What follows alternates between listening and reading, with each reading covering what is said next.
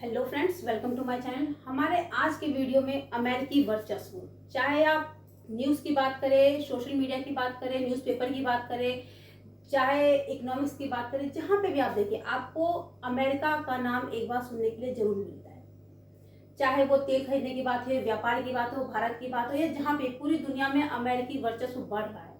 आखिर क्या है ये अमेरिका का वर्चस्व, कैसे काम करता है, क्या रीजन है जिस वजह से अमेरिका हर क्षेत्र में आगे निकल रहा है, इस बात की चर्चा आज हम करेंगे हमारे चैप्टर 3 में। अमेरिकी वर्चस्व, समकालीन विश्व में अमेरिकी वर्चस्व, क्लास 12 का पॉलिटिकल साइंस का सबसे इंपॉर्टेंट चैप्टर, यानी को सबसे वैल्यूबल चैप्टर। इस चैप्टर को पढ़ने का फायदा आपको ये होगा कि ना सिर्फ क्लास 12 के पॉलिटिकल साइंस के सब्जेक्ट का सिलेबस है, बल्कि आज का करंट सब्जेक्ट भी आपको ये मिलने समझ सकता है कि क्या है अमेरिकी वर्चस्व। वर्चस्व का मतलब क्या होता है, क्यों आज अमेरिका पूरी दुनिया पे एकाधिकार करने के लगभग बराबरी दूरी पे पहुंच चुका है।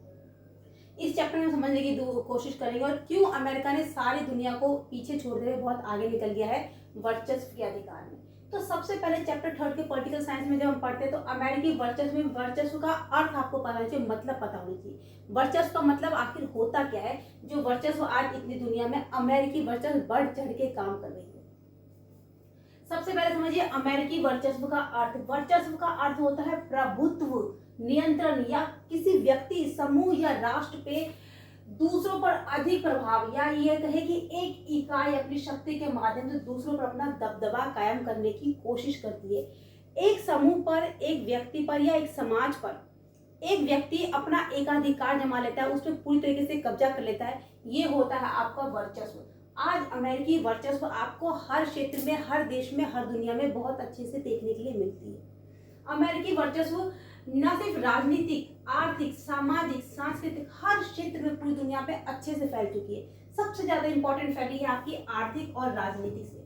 अब व्यापार के लिए देख लीजिए, राजनीतिक रूप से देख लीजिए, सांस्कृतिक अर्थ से देख लीजिए, हर तरीके से हर देश में कोने कोने में अमेरिकी वर्चस्व है वो विद्यमान हो चुका है, और उसने अपने पैर को बहुत मजबूती से फैला दिया है। ऐसा क्यों हुआ, अमेरिका अचानक से फैला क्यों इतना, क्यों अमेरिकी वर्चस्व बढ़ चढ़ के काम किया, और कोई देश उसके आगे क्यों नहीं आ पाया, इन सारे टॉपिक्स पे आज हम चर्चा करेंगे।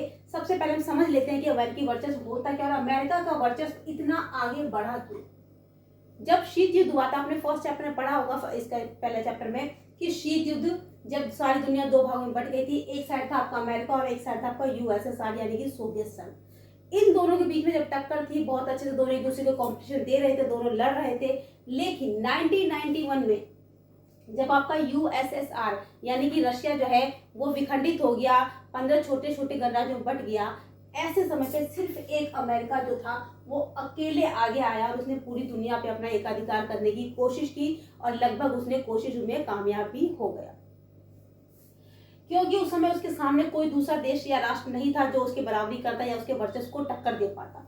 देखिए, अगर हम राजनीतिक बात करें वर्चस्व में, तो राजनीतिक, आर्थिक, सामाजिक और सांस्कृतिक और सभी प्रकार से जो अमेरिका है वो सभी को घेरे हुए है।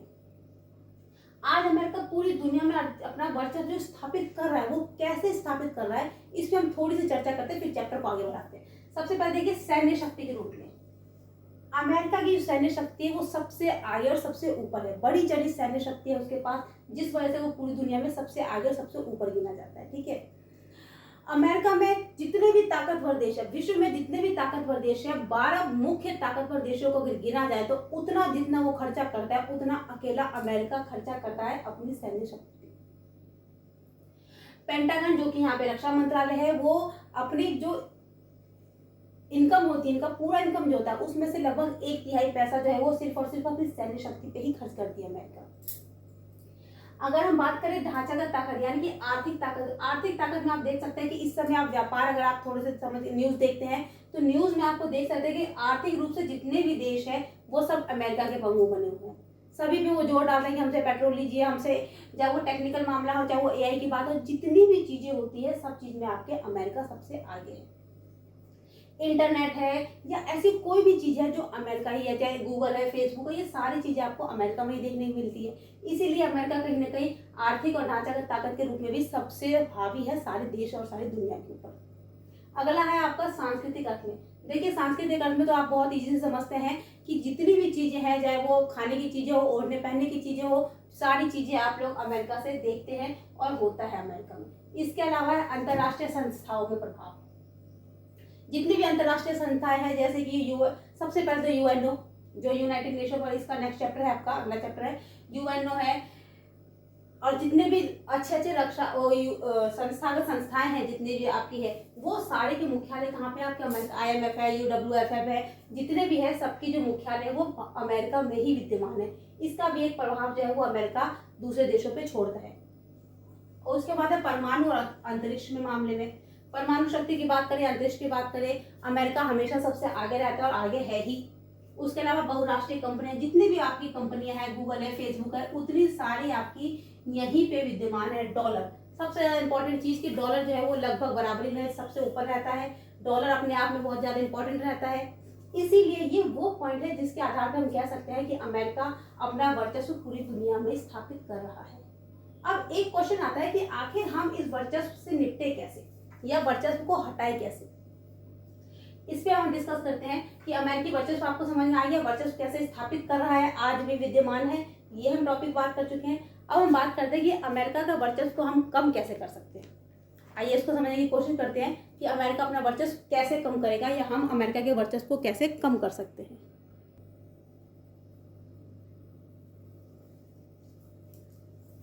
तो क्वेश्चन ये बनता है कि अमेरिकी वर्चस्व को हम कम कैसे कर सकते हैं अंतर्राष्ट्रीय स्तर पे।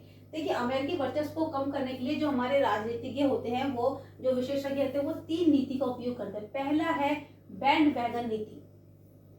इसमें क्या किया जाता है, इसमें आपको वर्चस्व का विरोध नहीं करना, उसका समर्थन करना है। यहाँ पे आपको समर्थन करना है, यानी कि उसका दोस्त बन के जाना है और उसका फायदा उठाना है। बल्कि जो व्यक्ति फेमस है, बहुत ही ज्यादा प्रमुख हो चुका है, फेमस हो चुका है, यहाँ पे उसको लड़ाई नहीं करनी है आपको, उससे उसका दोस्त बन जाना है, उसका समर्थक बन जाना है, और उसको जितने लाभ मिल रहे हैं उस लाभ का आपको भी फायदा उठाना है।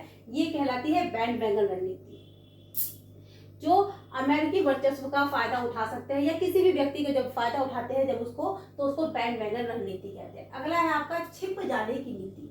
छिप जाने की नीति क्या कहती है कि आप अमेरिका की नजरों से, इस चैप्टर के अकॉर्डिंग, उसके वर्चस्व से बचने के लिए अमेरिका की नजरों से इतने दूर छुप जाइए कि वो आपको देख ही ना पाए। फिर उसका कोई भी प्रभाव, चाहे वो सकारात्मक हो चाहे वो नकारात्मक हो, आप तक पहुंचेगा ही नहीं। इस नीति का उपयोग भी किया जाता है। इस नीति का उपयोग एक समय पे चाइना ने किया था, चीन ने एक समय पे इस नीति का उपयोग किया था, छिप जाने की नीति। और जब आप ताकतवर हो जाएंगे, मजबूत हो जाएंगे, तब आप दुनिया के सामने आइए, अमेरिका के सामने आइए। अगला है आपका गैर सरकारी संस्थाओं की भूमिका। गैर सरकारी संस्था जितने भी आपके NGOs है, क्या नाम है, कलाकार है, बुद्धिजीवी है, लेखक है, राइटर्स है, वो सब मिलके इसका विरोध कर सकते हैं। उसके वर्चस्व को कम करने के लिए उसका विरोध कर सकते हैं। अपने अपने जन आंदोलन के जरिए भी आप अमेरिका का विरोध कर सकते हैं। ये वो 3 नीतियां हैं जिससे हम अमेरिकी वर्चस्व को कम करने के उपाय की बात कर सकते हैं, जिनका समर्थन काफी लोग करते हैं। अब इस चैप्टर में जो हमें डिटेल में पढ़ना है वो है अमेरिकी वर्चस्व। और अमेरिकी वर्चस्व जो है कि पूरी दुनिया में कैसे अमेरिका ने 1991 के बाद, 1991 के बाद पूरी दुनिया में कैसे अमेरिका फेमस हुई और उसने अपना काम किया। उसके लिए उसने 4 ऑपरेशन चलाए थे। Operation Iraqi freedom, desert storm, और क्या नाम है, 9/11 की घटना। ये कुछ ऐसे प्रमुख घटनाएं थी, चारों ऑपरेशन, जिसके बाद से अमेरिका पूरी दुनिया में बहुत अच्छे से फेमस हो गई थी। नेक्स्ट वीडियो में, नेक्स्ट चैप्टर में हम बात करेंगे अगले दिन में कि इन 4 ऑपरेशन को डिटेल में समझने की कोशिश करेंगे। आज के लिए इतना ही।